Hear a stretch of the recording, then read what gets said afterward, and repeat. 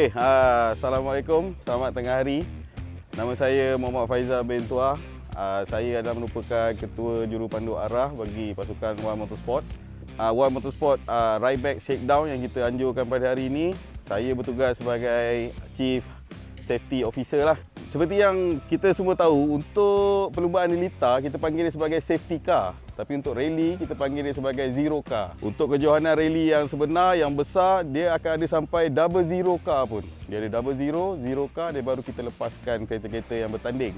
Fungsi zero car ni sama macam safety car. Sebelum kita mulakan sesi perlumbaan tu, mereka akan masuk dulu untuk pastikan keadaan track, keadaan SS kita. Untuk rally kita panggil SS, Special Stage. Diorang kena pastikan SS kita dalam keadaan selamat. Zero car ni kita lengkapi dengan siren bagi amaran kepada semua yang ada di dalam, termasuklah marshal. Kita ada juru gambar pun ada di dalam, kita ada spectator, penonton pun ada. So bila zero car masuk, bermaksud perlumbaan akan dimulakan tidak lama lagi lah. So untuk hari ini saya kenalkan daripada tim kami One Motorsport, pemandu zero car kita hari ini, saudara Bandi, Syah Bandi daripada Bandi Spray Works. Bandi juga merupakan partner kepada tim kami untuk kerja-kerja mengecat livery kenderaan, kerja-kerja repair. Bandi yang uruskan dan dibantu oleh juru pandu arah Fairuz, tapi kita panggil dia Apai lah. Kat tim kami kita panggil dia Apai. Mereka hari ini menggunakan jentera rally kita, Proton Satria dengan keupayaan enjin 1.3, Satria 1.3.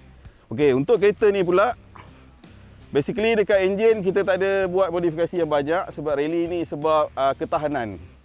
So enjin yang tahan yang kita perlukan, bukannya enjin yang terlalu kuat sangat pun. Dia yang penting dia kena tahan.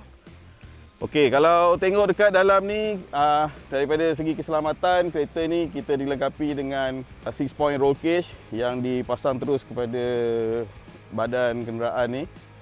Kita juga ada bucket seat untuk memegang kedudukan pemandu dan juru pandu arah, dan mereka juga diselamatkan lagi dengan kita punya 5-point harness, 4 inci harness. Selain tu, dalam kereta rally juga kita bekalkan dengan fire extinguisher untuk keselamatan sekiranya terjadi apa-apa.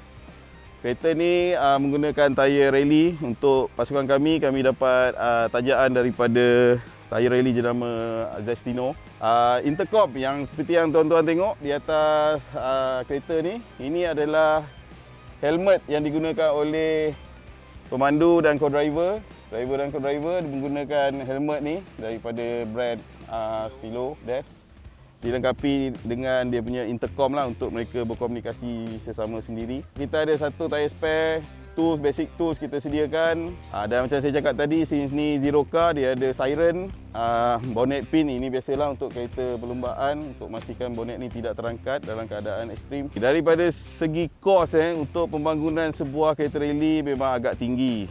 Sebab kereta rally ni, pertama sekali untuk convert sebuah road car jadi kereta rally, kita perlu buat dia punya body strengthening. Sebab kereta ni perlu tahan, dia akan berlumba dalam keadaan yang ekstrim, akan ada jam, akan ada lubang, akan ada tebing yang dipanjat. Jadi body strengthening penting, dan juga sama juga dengan roll cage. Untuk sebuah kereta rally bergerak dengan selamat dan laju, nadi dia adalah suspension system juga mainkan peranan penting. Lebih kurang dalam 30 juga lah. Kereta rally actually untuk perlumbaan dia tak ada jangka hayat sebenarnya, sebab kereta lama pun boleh digunakan. Sedangkan penganjur pun dia ada buka kategori klasik dia panggil. So kereta klasik pun masih boleh bertanding.